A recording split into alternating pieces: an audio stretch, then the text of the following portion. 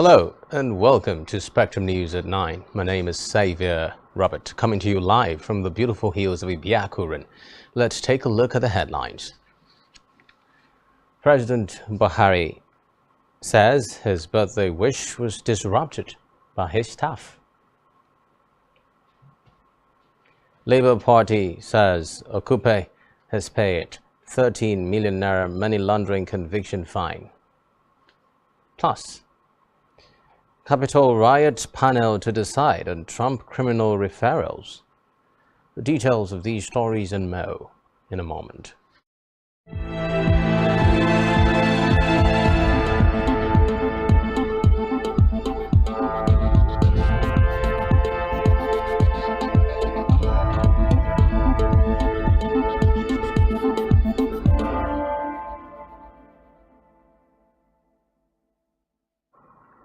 First, in our news tonight, President Muhammadu Buhari today jokingly said his staff had denied him his wish for a quiet day on his birthday. The president said he fixed the return journey from America on the day to avoid the celebration. The elated President Buhari, however, expressed appreciation for the cards and well wishes he received for his 80th birthday. His remarks were made public in a statement issued by his senior special assistant on media and publicity, Garba Shehu.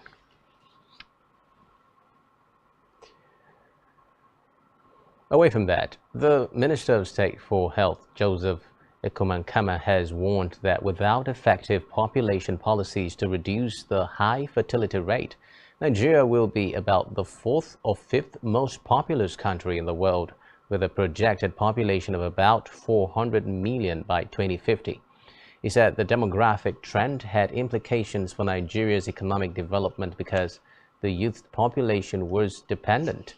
The minister added that achieving the commitment of a modern contraceptive prevalence rate of 27% by 2030 was a beautiful milestone in ensuring universal access to reproductive health.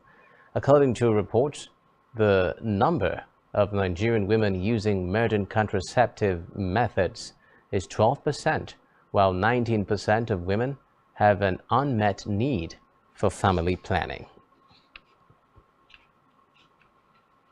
Away from that, the federal government says only 10,692 electricity projects out of 15,931 are certified as excellent and standardized in the country's power industry.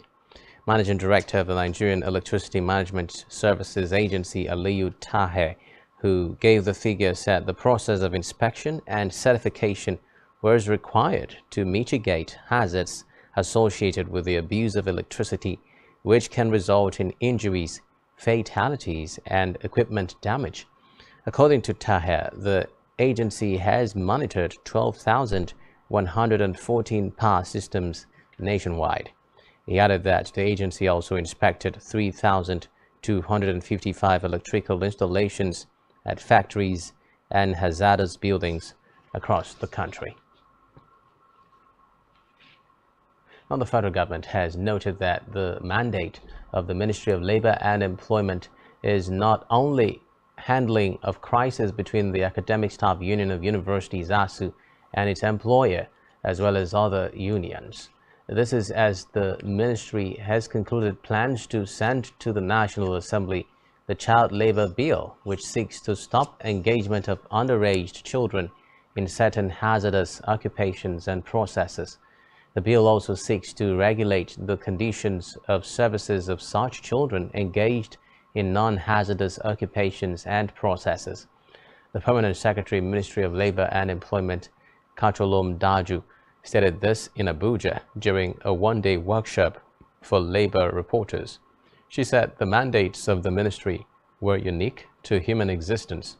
According to Daju, it is important for Nigerians through proper reportage to gain deep understanding of the functions, programs, activities and achievements of the ministry in the area of its mandates.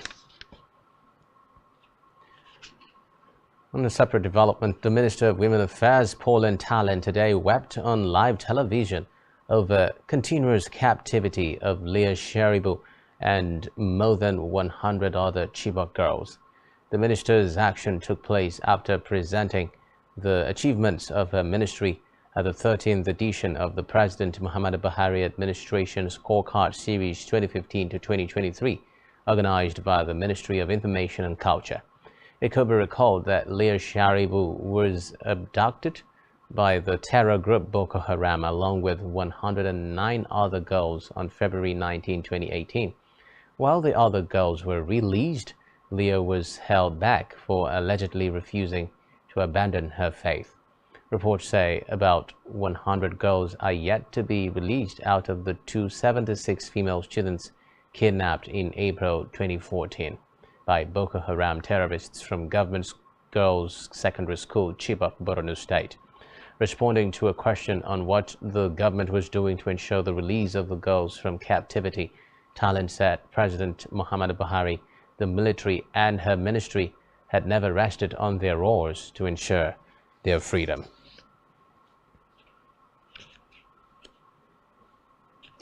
On judicial matters now, Supreme Court has affirmed the Court of Appeal judgment which declared the deregistration of the Youth Party illegal and null and void. In a unanimous judgment, the Apex Court dismissed the appeal by the Independent National Electoral Commission (INEC). It held that Youth Party was registered and eligible to participate in the 2023 general elections. The justices, led by Wani Aji, upheld the decision of the Federal High Court Abuja, delivered by Justice Ekwo. Recall that Justice Ekwo had declared the purported deregistration of the party illegal, null and void.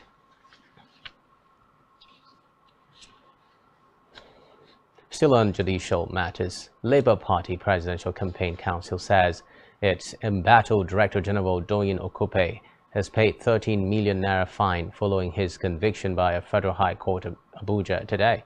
The council's media officer, Diran Onifade, made this known in Uyo, the Akwa Ibom state capital, ahead of the party's rally in the state tomorrow. He said, as a party that respects the rule of law, its officials will obey court judgments promptly. Onifade, however, said appealing the judgment was a personal decision for Okupe to make and that the council could not influence that. Recall that earlier today, Justice Ijoma Ojukwu had found Okupe guilty of receiving over 200 million naira cash from former National Security Advisor Sambo Dasuki.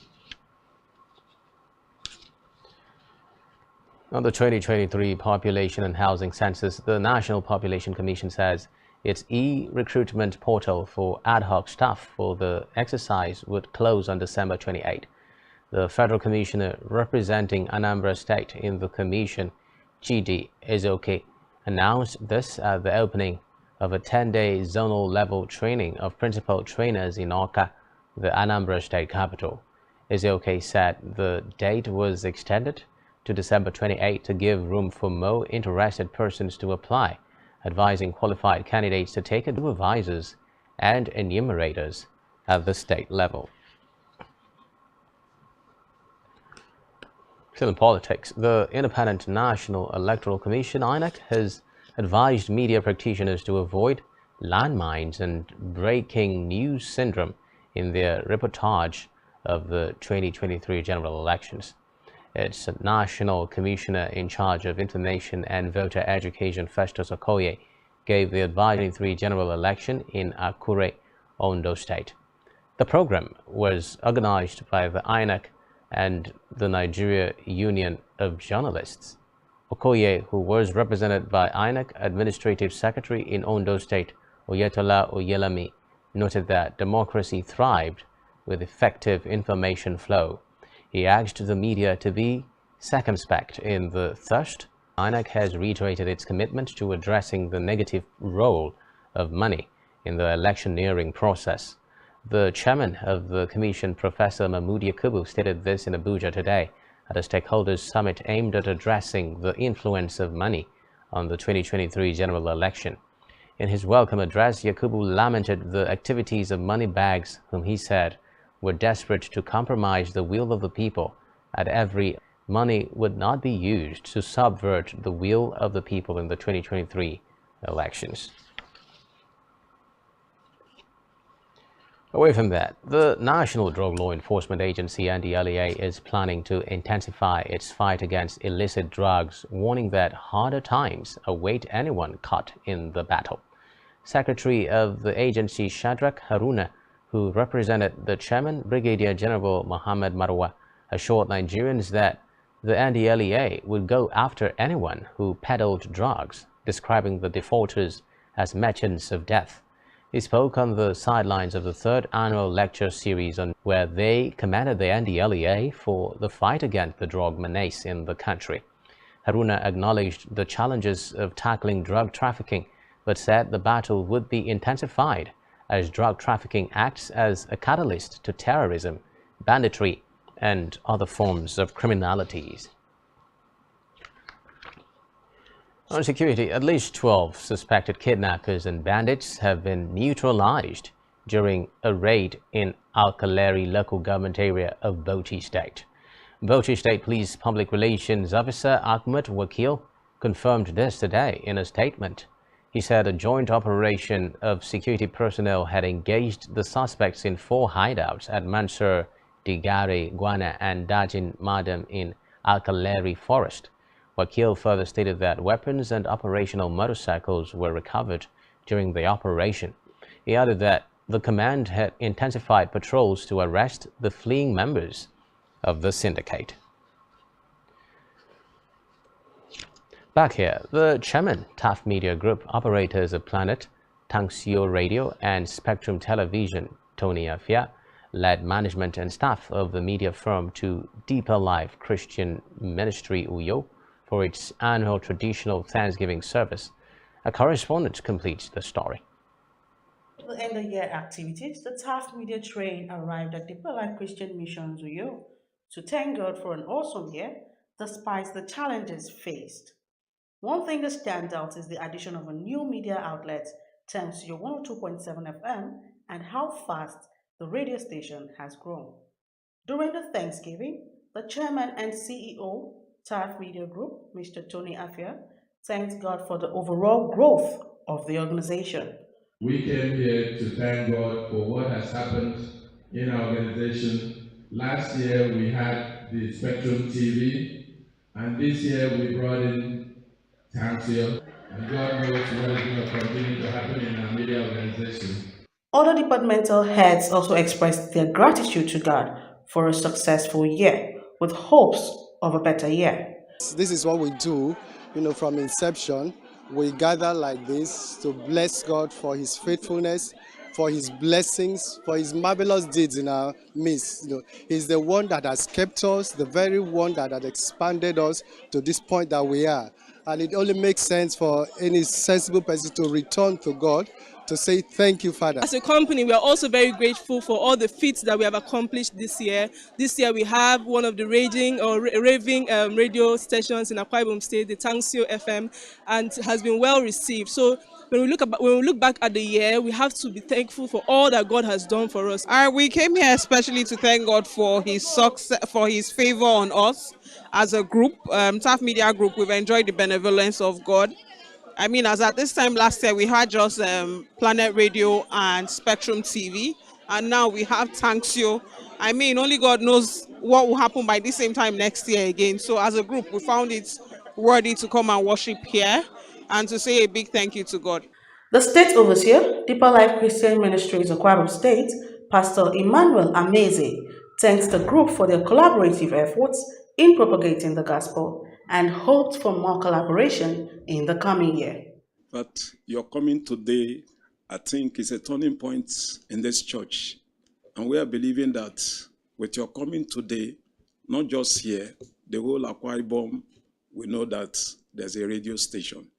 And we have made up our mind to patronize you people and also to do our own publicity with your radio station. And by the grace of God, we know that all the nook and crannies of this state will be touched with this radio station. Gideon Martin, reporting for Spectrum Television. Still to come in the news. Manufacturing leads as Nigeria generates 625 billion naira VAT in Q3 of 2022. Stay with us.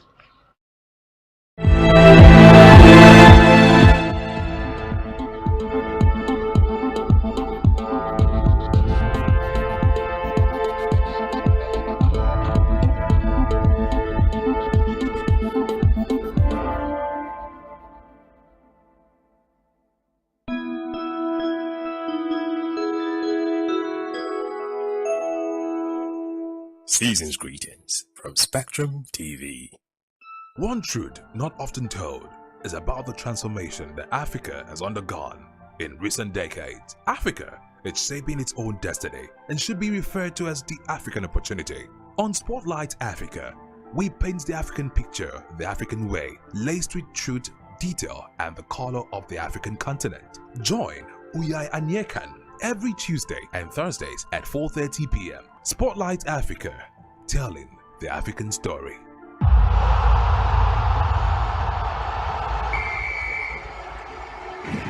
Messi! Oh my goodness!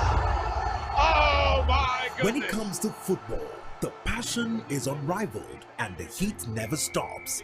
Be a part of the unending action on Battle of the Fans.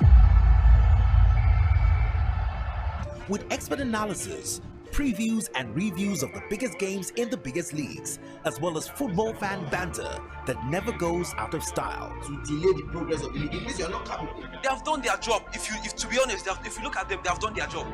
Join us Wednesdays 5 to 6:30 p.m. Saturdays 9 a.m. to 11:30 a.m. Only on Spectrum Television. It is Cristiano Ronaldo! What goal! What a finish! Battle of the Fans. Exclusive to Spectrum TV.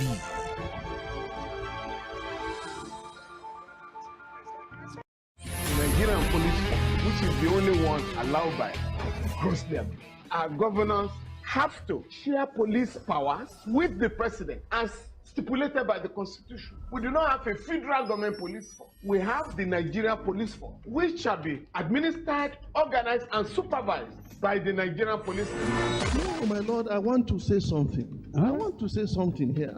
Perhaps it might also enlarge the scope of people who should be invited here for examination. My lord, if we cannot find those who literally murdered Abiola, who are those people who could be said to be the beneficiaries of the death of Abiola? Rogers has linked you with some of the killings he did. He never did. He linked you with the attempted murder of Hebrew. He did not. My lord, the Matters Council is leading the evidence in our matters. Is this an adversary proceeding? It's not, my lord, but we can't be talking about cases which are in court, my lord. Is this an adversary proceeding? It's not, my lord. These cases are in court, my lord. I'm just reminding your lordship. My lord, sorry, my lord, I think I'll be in cross-examination. Legally Speaking, a program that deals with legal issues and questions we face as citizens of this amazing country, Nigeria. Legally Speaking. Join us every Friday from 5 p.m. to 6 p.m. for Legally Speaking.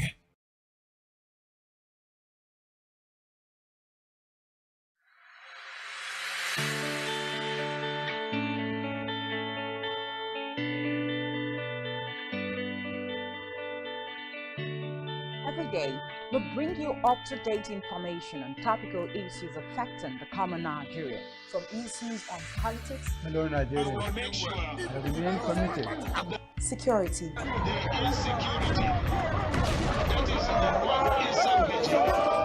education, health, lifestyle, and so much more. Join Janice Kobum and Uyai Anyekan every weekday from 7 a.m. to 9 a.m. on Rise and Shine Daily, exclusive on Spectrum Television.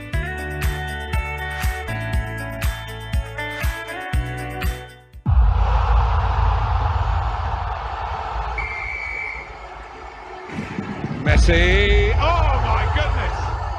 Oh my goodness. When it comes to football, the passion is unrivaled and the heat never stops. Be a part of the unending action on Battle of the Fans. With expert analysis, previews and reviews of the biggest games in the biggest leagues, as well as football fan banter that never goes out of style. To delay the progress of the league, it means they are not capable. They have done their job. If to be honest, if you look at them, they have done their job. Join us Wednesdays 5 to 6:30 p.m. Saturdays 9 a.m. to 11:30 a.m. Only on Spectrum Television. It is Cristiano Ronaldo. One goal. What a finish. Battle of the Fans. Exclusive to Spectrum TV.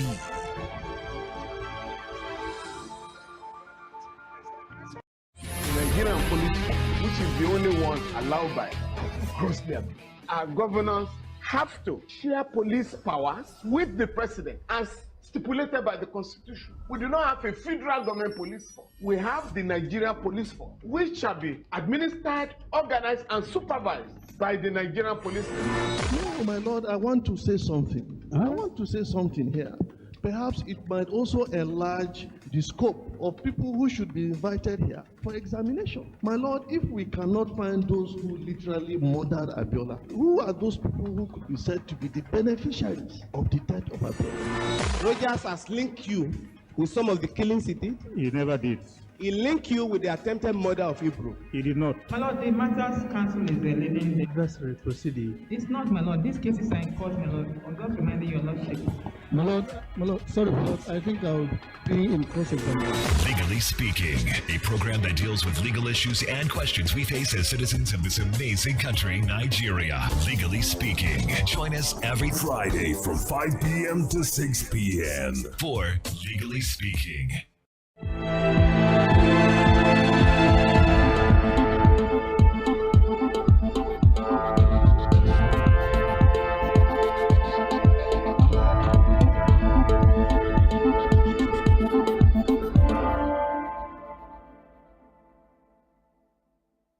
Thanks for staying tuned. We move on now to Africa, where Rwanda has welcomed a ruling by judges in London that said a controversial British government plan to deport migrants to the East African country was lawful.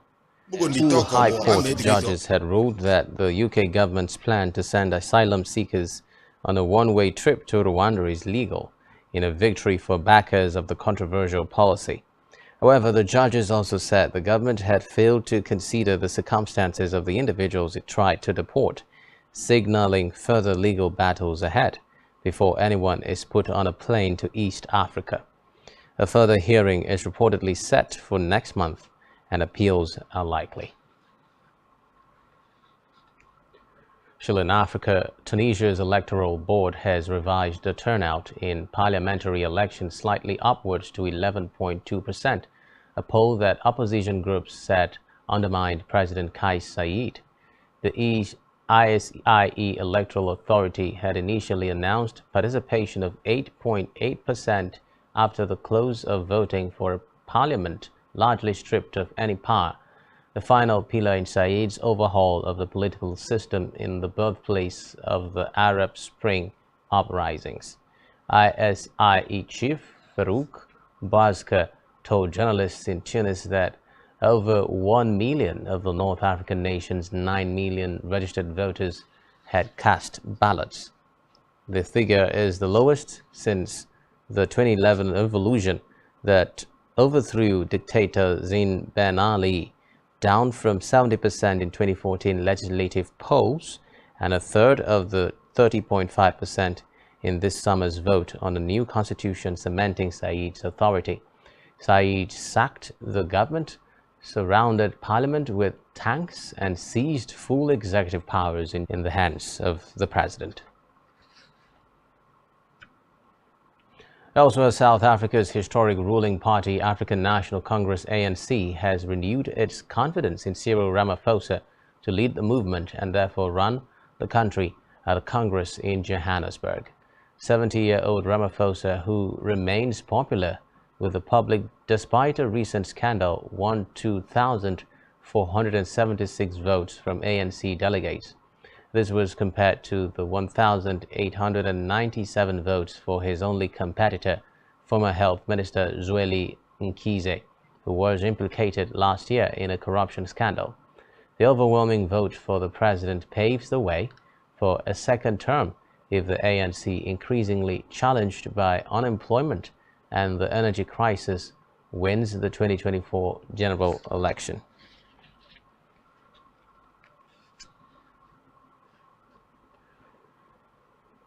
Away from that, Sudanese security forces have fired tear gas at protesters in Khartoum who rallied against a tentative deal aimed at ending the crisis provoked by last year's military coup.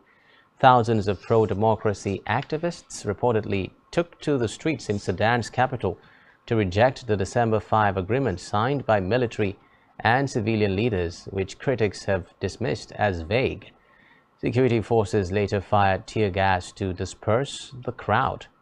Today's demonstrations coincided with the 4th anniversary of the outbreak of months-long mass protests that ousted longtime autocrat Omar al-Bashir in April 2019.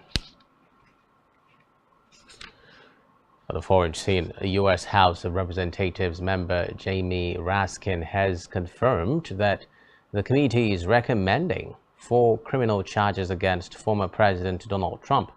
It is seeking charges of obstructing an official proceeding, conspiracy to defraud the United States, conspiracy to make a false statement, and insurrection. Reports say these are recommendations and do not mean official criminal charges, as it is up to the Justice Department to charge individuals. Raskin said the U.S. does not run a system of justice where the foot soldiers go to jail and the ringleaders get a free pass. Still on the foreign scene, Colombia's largest remaining rebel group, ELN, has announced a unilateral ceasefire over the end-of-year holiday period. This comes a week after the National Liberation Army and the Colombian government concluded the first round of peace negotiations. An ELN spokesperson said in a video shared on social media that the ceasefire would last from 6 a.m. on Saturday, which is Christmas Eve, to the same time on January 2. He said the ceasefire only covered the military forces and the state police, adding that the ELN fighters reserved the right to defend themselves if they were attacked. Elsewhere, Belarus strongman Alexander Lukashenko today advocated closer military cooperation with Russia. Lukashenko made the call during a rare visit from Russian President Vladimir Putin, who launched his invasion of Ukraine from his neighbor's territory. Lukashenko told Putin that difficult times required political will and focus on getting results on all topics of the bilateral agenda. He added that the main issues lately had been defense and security. Putin visited Belarus along with his defense and foreign ministers, fanning fears in Kiev that he intends to pressure his ex-Soviet ally to join a fresh ground offensive that would open a new front against Ukraine.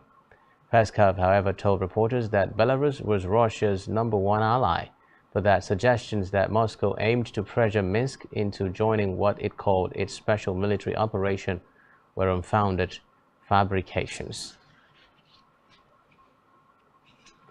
Meanwhile, Russia's defense ministry says its forces have shot down 4 U.S.-made HAM anti-radiation missiles over the Belgorod region, which borders Ukraine.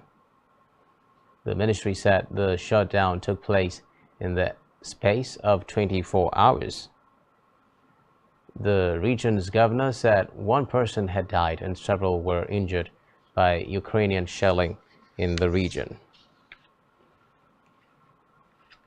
Meanwhile, Russia's defense ministry says its forces have shot down 4 U.S.-made HAM anti-radiation missiles over the Belgorod region, which borders Ukraine. The ministry said the shutdown took place in the space of 24 hours.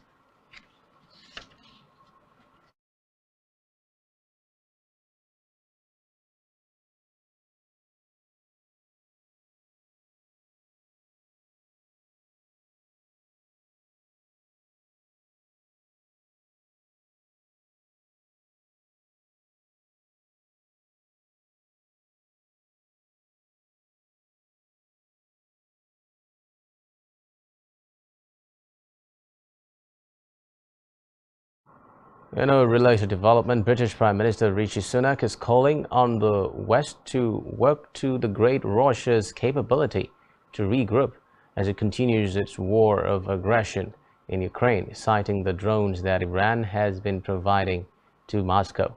Sunak spoke at a summit of the Joint Expeditionary Force in the Latvian capital Riga.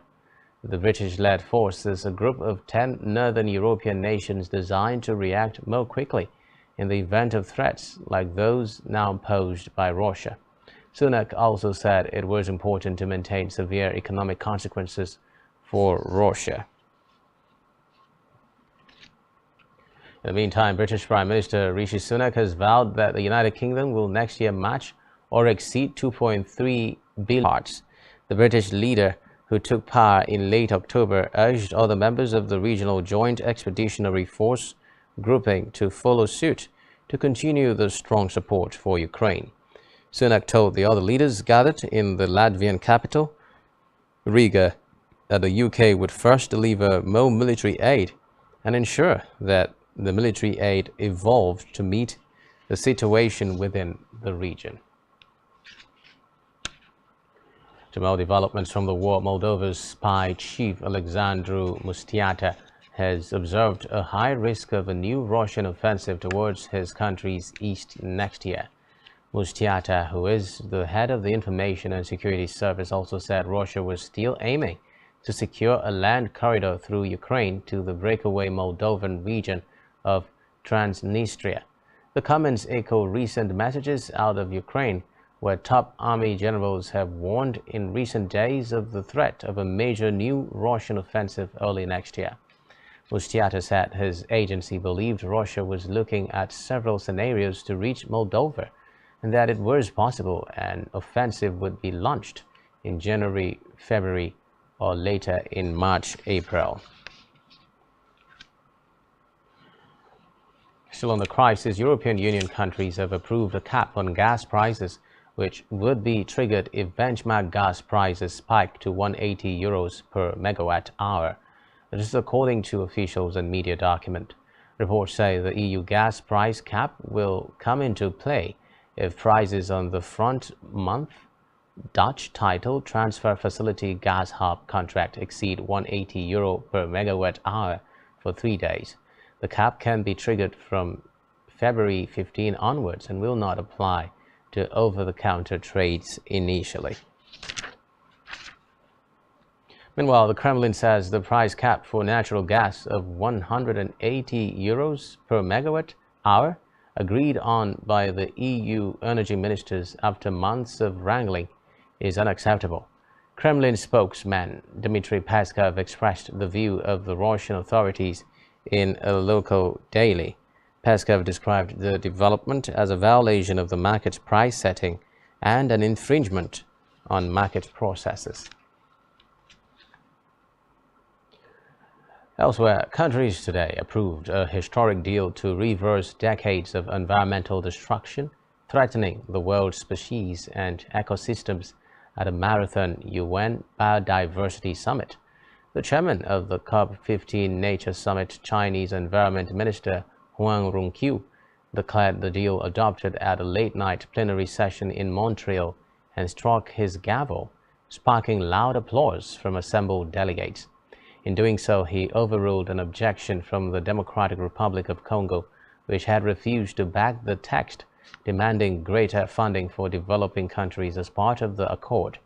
After 4 years of fraught negotiations, more than 190 other states rallied behind the Chinese-brokered accord aimed at saving the lands, oceans, and species from pollution, degradation, and the climate crisis.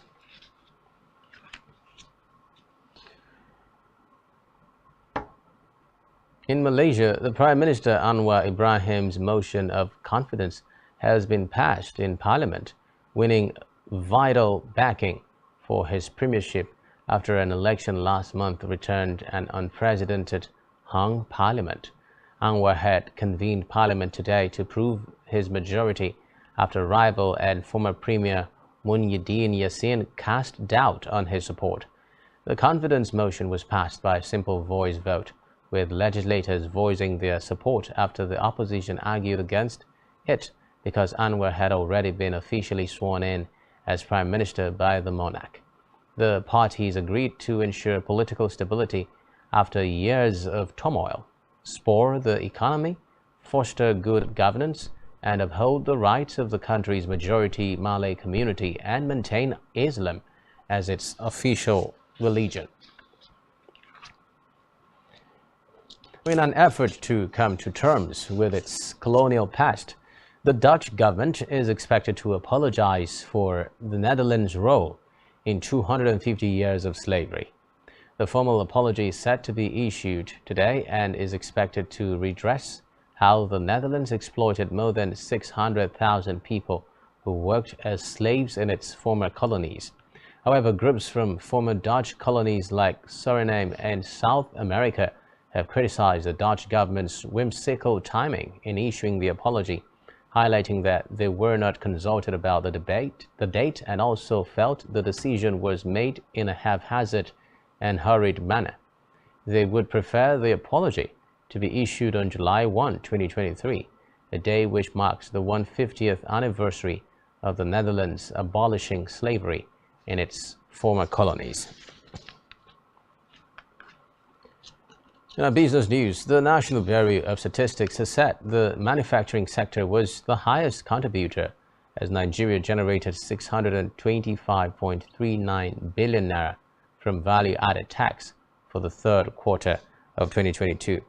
In its report released today, the Bureau said the tax for the third quarter of 2022 showed a growth rate of 4.21% on a quarter-on-quarter basis from 600.15 billion naira in the second quarter of the year. According to the report, 588 billion naira was generated in the first quarter of 2022, while 600 billion naira was derived in the second quarter of the year. Film business Twitter users have voted to oust controversial owner Elon Musk as CEO in a poll he organized and promised to honor just weeks after he took charge of the social media giant. A total of 57.5% of more than 17 million accounts voted for him to step down. Musk took over Twitter on October 27 and has repeatedly courted controversy, sacking half of its staff, readmitting far-right figures to the platform, banning journalists, and trying to charge for previously free services. Analysts have also pointed out that the stock price of Tesla has slumped by 1/3 since the Twitter takeover. Still to come in the news, Benzema announces end to international career with France. Do stay with us.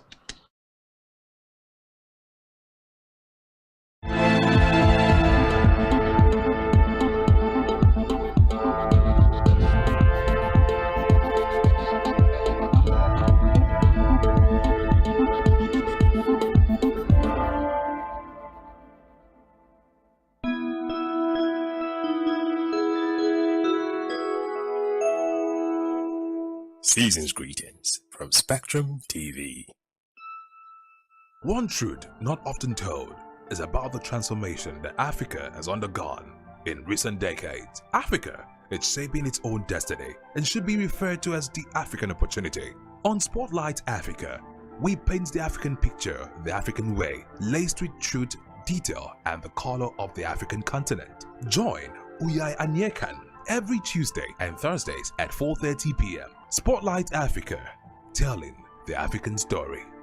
The Nigerian police, which is the only one allowed by grossly abused. Our governors have to share police powers with the president as stipulated by the constitution. We do not have a federal government police force. We have the Nigeria police force, which shall be administered, organized, and supervised by the Nigerian police force. No, my lord, I want to say something. I want to say something here. Perhaps it might also enlarge the scope of people who should be invited here for examination. My lord, if we cannot find those who literally murdered Abiola, who are those people who could be said to be the beneficiaries of the death of Abiola? Rogers has linked you with some of the killings he did. He never did. he linked you with the attempted murder of Hebrew. He did not. My Lord, the matters counsel is leading the evidence in our matters. Is this an adversary proceeding? It's not, my Lord, but we can't be talking about cases which are in court, Is my Lord. this an adversary proceeding? It's not, my Lord. These cases are in court, my Lord. I'm just reminding your Lordship. My Lord, sorry, my Lord, I think I'll be in cross-examination. Legally Speaking, a program that deals with legal issues and questions we face as citizens of this amazing country, Nigeria. Legally Speaking. Join us every Friday from 5 p.m. to 6 p.m. for Legally Speaking.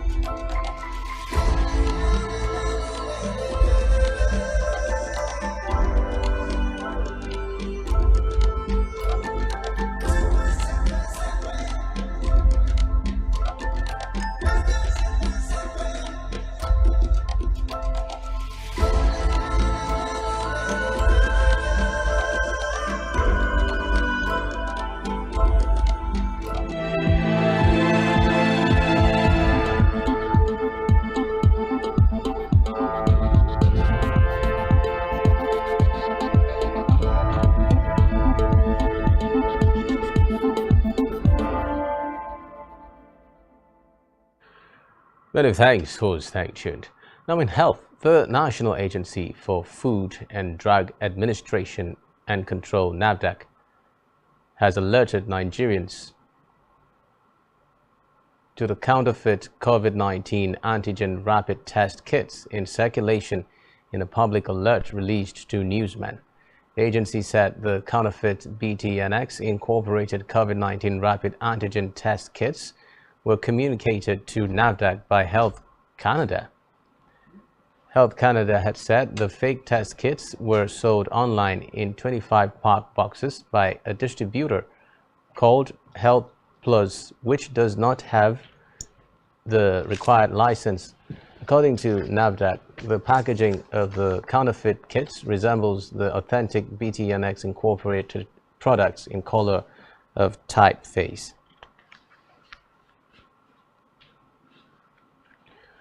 Still in health, it has emerged that Nigeria reported 1,027 cases of the circulating vaccine-derived poliovirus type 2 in 2021. This was contained in the 2021 annual report released by the World Health Organization (WHO). The WHO said 2021 had witnessed a resurgence in the incidence of CVD-PV2 due to suboptimal population immunity.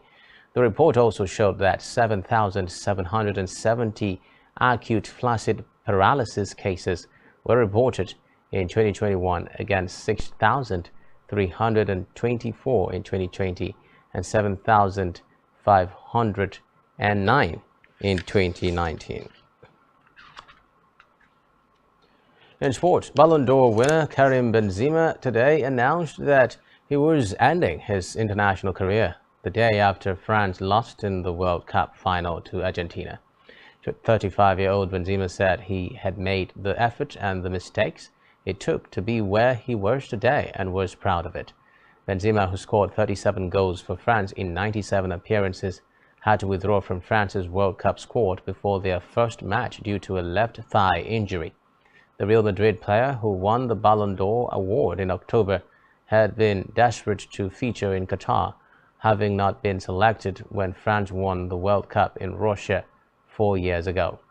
He was frozen out of the French team for 5.5 years because of his involvement in a blackmail scandal over a sex step involving his former teammate Mathieu Valbuena. In a trial last year, he was handed a 1-year suspended prison sentence and fined 75,000 euros.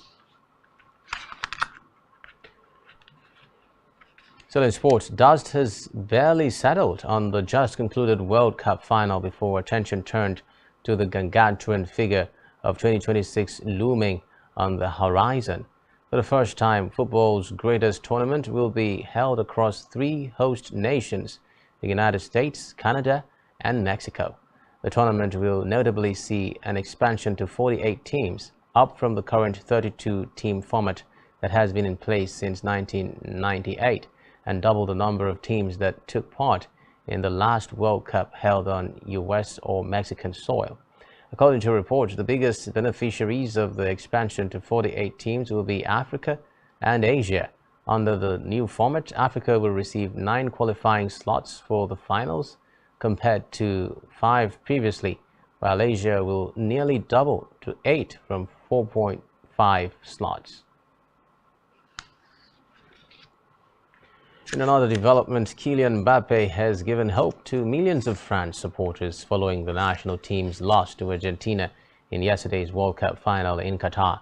Argentina carried the day 4-2 on penalties after a 3-all draw in a dramatic 120 minutes of football that saw Mbappe score a hat-trick, while Paris Saint-Germain teammate Leonard American champions.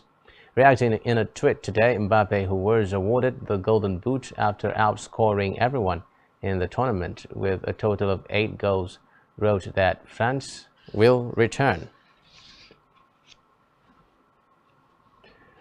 Elsewhere, Steve Borthwick has been named England men's new rugby head coach, succeeding Eddie Jones in the role. Borthwick has signed a 5-year contract and is joined by Kevin Sinfield, the rugby league legend whom he worked with at Leicester Tigers as England's new defence coach. Borthwick worked under Jones as assistant coach of Japan before joining him as forwards coach with England for 5 years, though he left the RFU setup in 2020 to take his first head coach role with Leicester.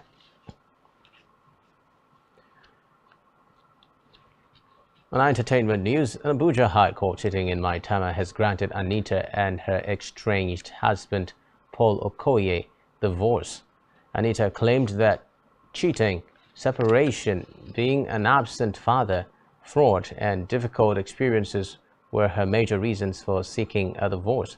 She also requested a monthly settlement of $20,000 and a number of her husband's mansions.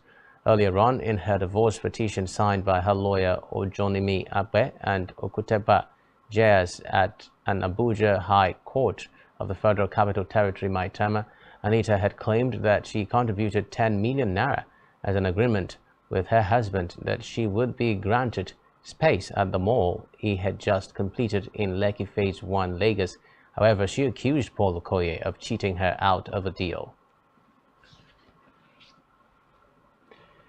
Still in entertainment, Nigerian Afrobeat star Tobi Anidwe, popularly known as Kiz Daniel, has hit 500 million streams in the popular music streaming app Boomplay. To celebrate the milestone, Boomplay presented a plaque to the artist, as seen in pictures shared on its Instagram page today. This comes days after the singer hit his first 100 million views on YouTube with his hit song Buga.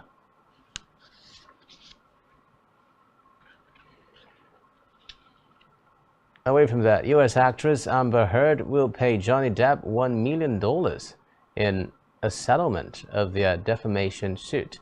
Lawyers for Depp confirmed this to newsmen. It could be recalled that the former couple had faced off in court this spring in a high-profile battle. In June, a Virginia jury mostly sided with 59-year-old Depp, finding that Heard had defamed him in an article in which she called herself a victim of abuse. Announcing the settlement earlier today, 36-year-old Heard said the decision was not an act of concession. Earlier this month, Heard filed an appeal in the case, asking for the jury's verdict to be reversed or for a new trial entirely. But in today's statement, the Aquaman actress said she had made the choice to settle after having lost faith in the American legal system. And finally, on entertainment, American rapper Sean Combs, also known by his stage name P. Diddy, has gifted his twin daughters Delilah and Jesse marching Range Rovers for their 16th birthday. The music star celebrated their birthday with a lavish party. The Grammy Award winner was seen in a video with his girls outside the party location as they were surrounded by other attendees.